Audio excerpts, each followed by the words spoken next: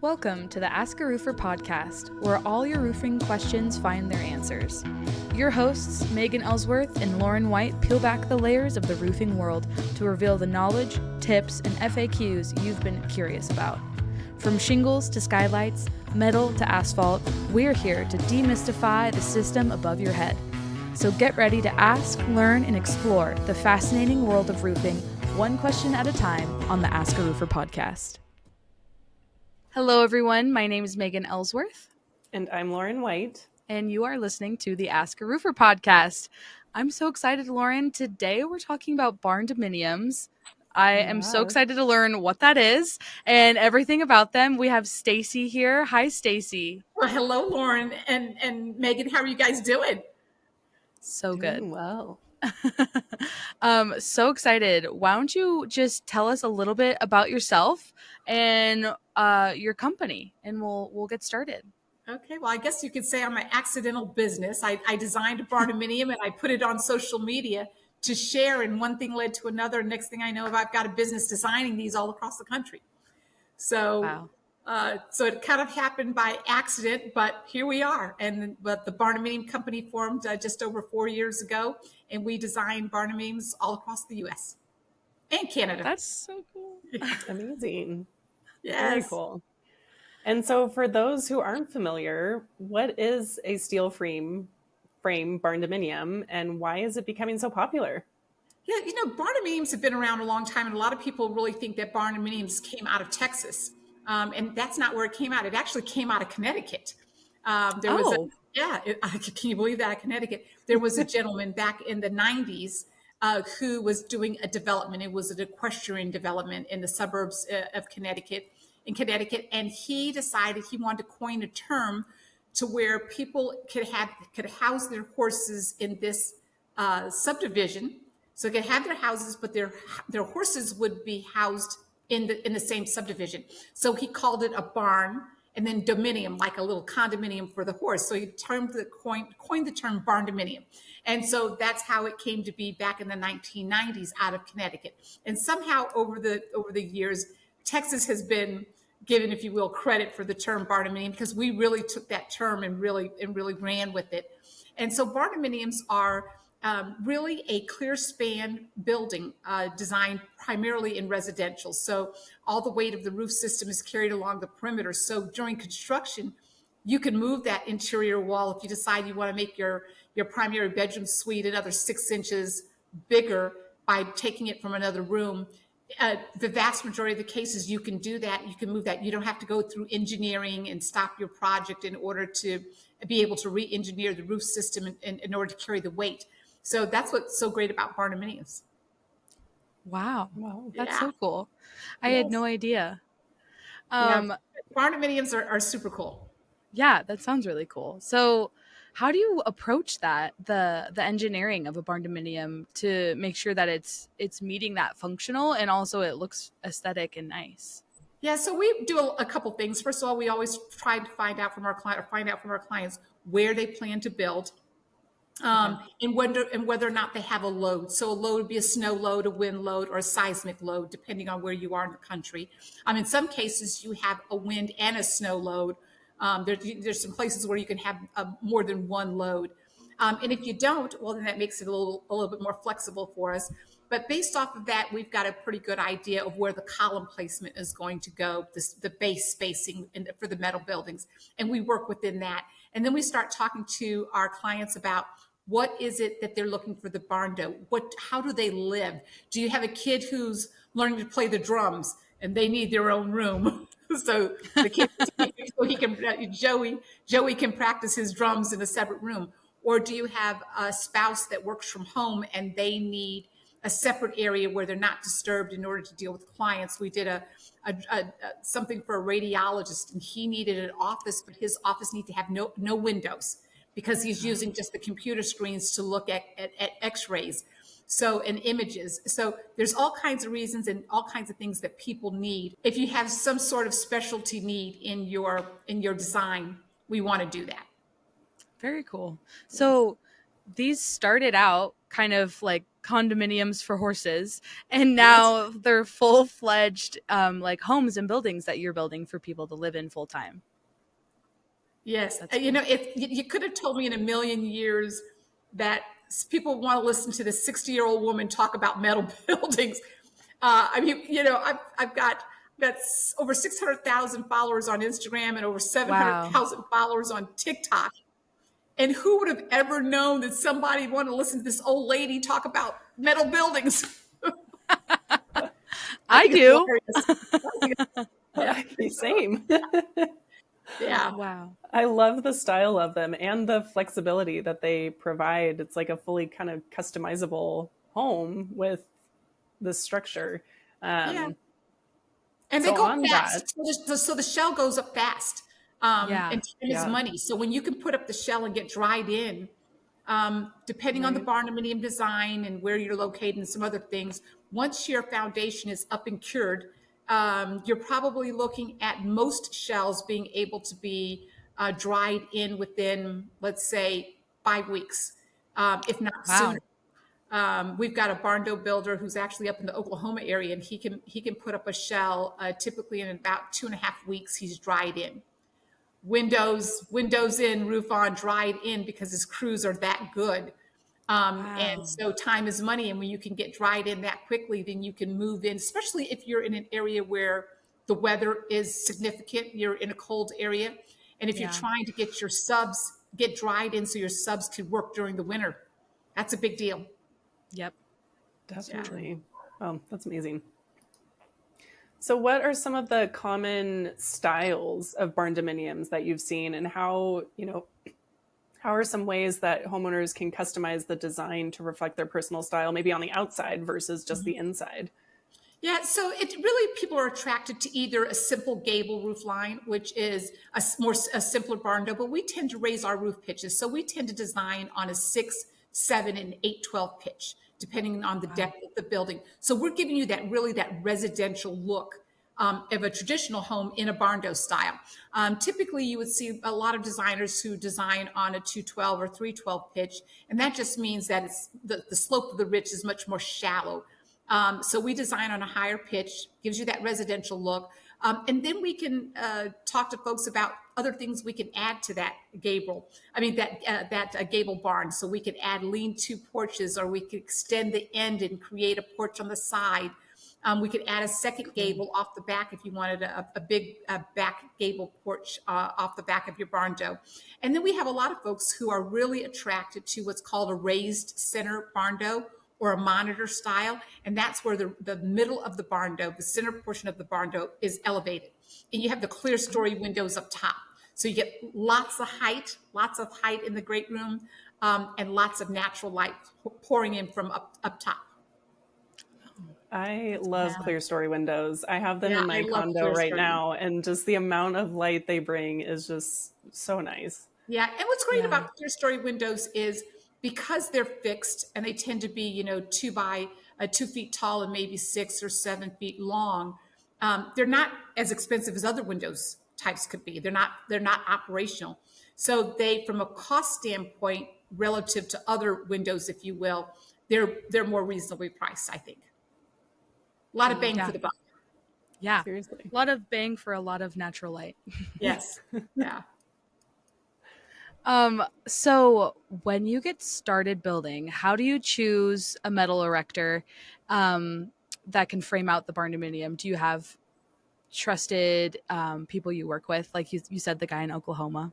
Yes. Yes. So what happens is we do the design work not in all places in the U.S., but in a lot of places in the U.S., we've probably worked with a builder that a client of ours has used. So our clients say, hey, look, I'm working with builder A.B. Smith. I'm just making up a name here, A.B. Smith, and they did a great job on our barn door build. We really like them and we recommend them.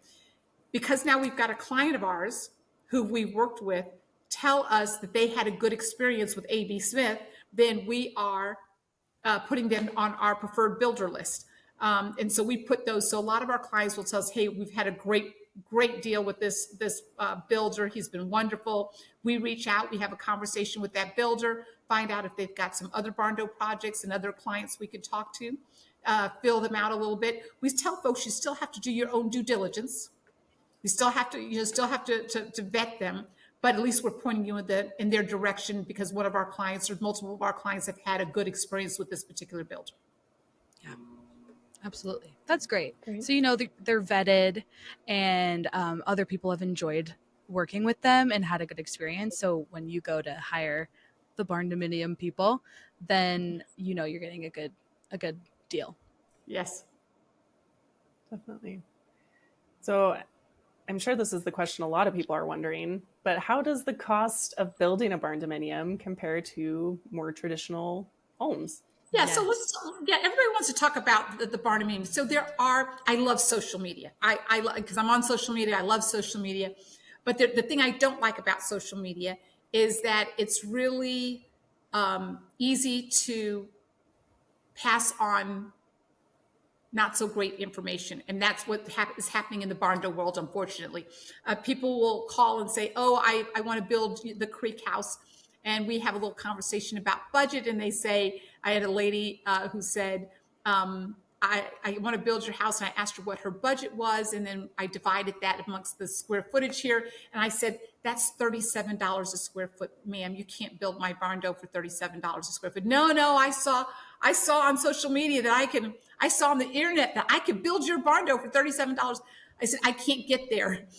So sometimes it's a snap back to reality about things. Your shell is where you save the money on the Barndo. So you save it because metal is already painted so that when you put it on, that's it. It's done. You don't have to put up board and batten and then turn around and put a sealer and then put on the paint, caulk it and put on the paint. You don't have all those different processes. The paint is already in the metal panel. It goes up super quick. Time is money, like I said before. So it goes on quick, so you save money there. And same thing with the roof, when you're putting on those metal roof panels, much quicker, much faster than any other roofing material that's out there. And so you save money there. But once you move on the inside, for the most part, it's a dollar for dollar. You can't show up at Lowe's and say, oh my gosh, I love this faucet. And you say, great. It's how much is that faucet? And they say it's $450. And you say, oh, $450, but I'm building a Barndo. How much is that faucet? There's not a Barndo discount. There's just not a Barndo discount. It doesn't work like that. So really, once you move on the inside, it is what it is. It's a dollar for dollar for the most part. I will say one other thing, though, that I will add. There are some finishes that are in a Barndo that tend to be less expensive to do that work perfectly in a Barndo. Let me give you an example. Polished concrete floors work perfect in a Barndo. It meets the aesthetic. It just works great. And you can do that for relatively little money. Whereas if you tried to do that in a traditional home, it might look like you're trying to be a little cheap on there, but in a Barndo, it works out great. We don't put crown molding in a Barndo. So, if you don't do crown molding in a traditional home, people might look at it that you didn't add crown molding to your house, but in a Barndo. So there are some things in a Barndo where you can save money and it looks beautiful. Absolutely. So what if someone wanted to build a Barndominium themselves? What would you say to that person? Yeah, so if we've got a lot of folks, particularly in California and New York that are moving to Texas. They've sold homes. They've got a chunk of money, and they say, you know what? I am retiring, and I can go ahead and general contract this myself, save all of that money, and put it into my home. And we say that's wonderful. So if this is a first-time build of this nature, we say, unless you're a welder or you're in the metal business, we recommend that you hire an erector crew. Someone that comes in, handles your foundation, handles your metal, and puts up your metal. So they engineer your building or weld it, and they put it together and get you dried in. They put all the windows, they put all the doors, and when you look at it, it looks like it's completely done from the outside. But when you walk in, it's empty, right? It's just a big shell. And so we recommend that you hire an erector crew to put up your shell, handle your foundation, put up your shell, and then you take over the general contracting from that point on. Okay. Okay. Awesome. Yeah. So it's definitely doable. Definitely doable. I did it. I acted as general contractor here for the Creek House. Amazing. Yeah, so I hired an erector crew. I did just that. I hired an erector crew. I had them put up the shell, and then I took over from there. Nice. Yes, and so it ends up working out just fine. And I have to tell you that the fellas that were the subcontractors, says they would say sometimes, "Well, do you want to talk to your husband?" I said, "No, I'm making this decision." Yeah, I love that. yeah. As you should. I don't need to talk to him. I'm making the decision. Yeah, yeah. Well, perfect. So what types of roofing materials do you recommend for barndominiums that enhance their energy efficiency? I know we already touched on metal just a little bit. Yes. So let's talk. So I love, of course, metal roofs is the way I think everybody should go. And we also we prefer a higher gauge on the roof, particularly if you have problems with hail in your area. We really prefer a minimum of a 26 gauge on a roof. Definitely not anything lower than that. On the thickness. 24 is even better depending on your budget. You're starting to get up there, but I prefer a 24 because insurance companies, if you get hail damage, that's cosmetic. They're not going to fix that. So you want a higher gauge so that if you get a hailstorm, you have less chances for that denting of the metal. If you're on the sidewall, we prefer a 26 gauge. You could go to a 29 gauge, but we prefer a 26 gauge on the sidewall. And the other thing is, depending on budget, we like to recommend that folks do a standing seam roof, particularly if this is your forever home or this is your retirement home. We prefer you to do a standing seam. It's a lifetime roof. It's just great. We do have folks that do say, I want to add some skylights.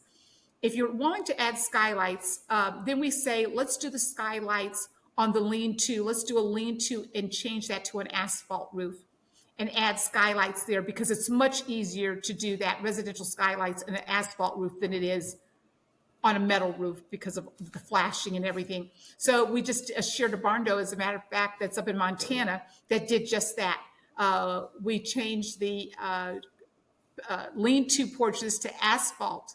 So it's got a metal roof, but the lean-to porches are asphalt so they could add those skylights, which are beautiful, by the way. Cool. Yeah. Interesting. Yeah. It's crazy. You can do whatever you want. It's like building a virtual house online. I'll pick this and pick this. Yeah, we actually have something that's coming out. It's coming out this fall. I'm making the announcement here because nobody knows it. I've not announced it anywhere on our social media platform yet. Oh my gosh! Yeah, we have some new software that's coming out.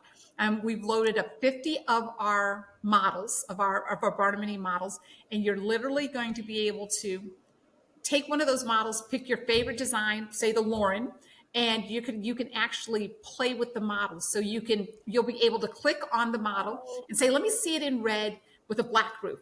No, let me see it in white with a charcoal gray roof. Oh, let me add flooring. Let me add wood flooring. Oh, let me make that 8 inches. Let me make that a dark wood.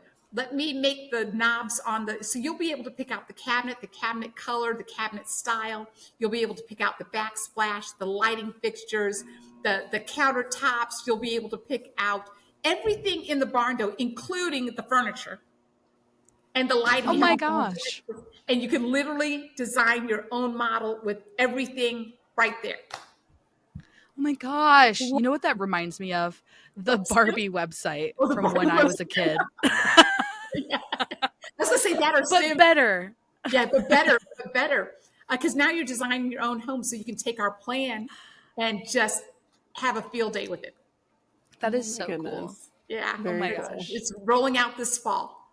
Wow. Well, you heard it here first, folks. Seriously. That's huge. Yes. It's going to be great because it's really going to help out builders, barndo builders, because now the homeowner can show you exactly what they're looking for in their design. I'm looking for a wood ceiling, this color. I want a herringbone tile, a herringbone pattern in my laundry room. You'll actually be able to go out and pick all of those things, show that to your builder, and your builder can say, okay, you want a clawfoot tub here, you want a 60-inch sink here versus a 30-inch sink.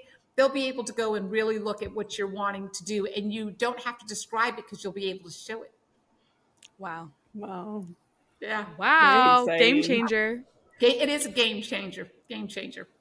Total game changer. That's exciting. Well, I'd love to know what kind of maintenance goes into owning a barndominium, especially for the roof system. Yeah, let me see if you are at the standing seam roof, it's really is a lifetime roof unless you have some wind damage that's done there. You shouldn't have to worry about anything on the roof. And the great thing about metal is that my husband power washes it one time a year after pollen season, because we live in a forest. So we live in Sam Houston National Forest, which is just north of Houston, and we're surrounded by 75 and 85 foot tall trees all around us. And so we're in the piney woods of Texas. And so we have a lot of pine pollen. So after pine pollen, Oliver goes around and he power washes the house once a year. And that's all the maintenance we really have to do on our barn door. If you are in this place where you get a lot of snow, there may be, if you've got a stone skirting, there may be some caulking every few years, potentially with that. But other than that, there's really very little maintenance on a barn door, which makes them so appealing. Wow. Seriously. Yeah. And you make a discount with your insurance company. Oh. Yes. How so? Because metal is fire resistant. It's a great metal. Right. It's a great product to have on your home. It doesn't mean that if there was a forest fire in Sam Houston National Forest, God forbid, that we couldn't burn, but it would take a bit. It would take a bit to burn. Yeah. That's a great point. Yeah. So it's really great. I'd rather take a metal roof than any other roof out there. Yeah. I and you agree. said it's a metal structure too. It's a metal structure. Yeah. So the metal structure is, if one of the trees like I said, we're surrounded by 75 and 85 foot tall trees. Let's say one of the trees were to snap and come down on the creek house, which is the name of our barn door, the creek house. The chances of that tree coming into the house is not likely. It'll get caught by the metal rafters. The chances are it would have. I don't know that there's enough force for it to take down the building, but it probably would not come through those metal rafters on the roof. So I don't have to worry about that kind of collapse coming in my house. So they say if there's a storm in our neighborhood, all of our neighbors says we're going to your house because we know it's not going anywhere. Yeah, we saw it being built. It's not going anywhere. Yeah. So kind of continuing on that trend of forest fires and kind of extreme weather conditions, how do barndominiums perform in some of those other weather conditions? Yeah, so let's talk about that. So I always say Mother Nature is a bear, and when she's mad, she's mad. And when she's mad, and if she hits your home on the right corner, she can twist any frame, be it wood or steel. She can twist any frame. But having said that, it's got to be at the right angle. The wind has to be coming and twisting at a right angle.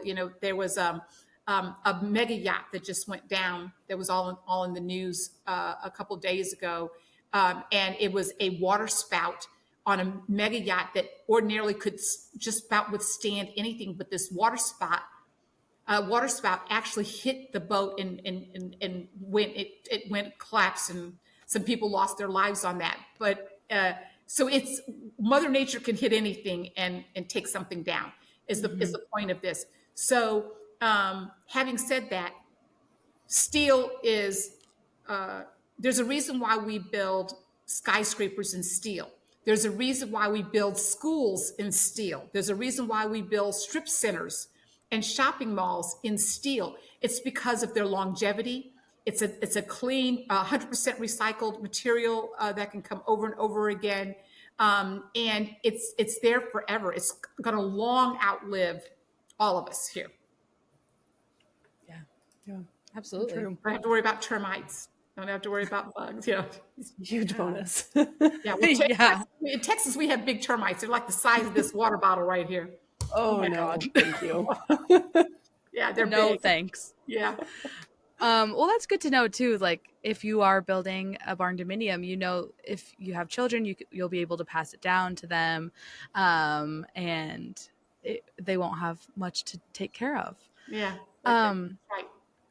So I can't believe it, but we've come to our last question, which is crazy. This has been absolutely fascinating. Thank you so much, Yay. Stacee. Yes. But what are some trends that you foresee emerging in the barndominium market? Yeah, there's several trends that we're seeing. We're actually getting more and more calls from developers who are interested, yes, big developers who are interested in testing barndominium enclaves in their developments, which is something that's really super interesting to us. We like that because there's so much flexibility with a barndo design versus a traditional wood frame design. And right now, with steel prices the way they are, they could be a good buy in the marketplace.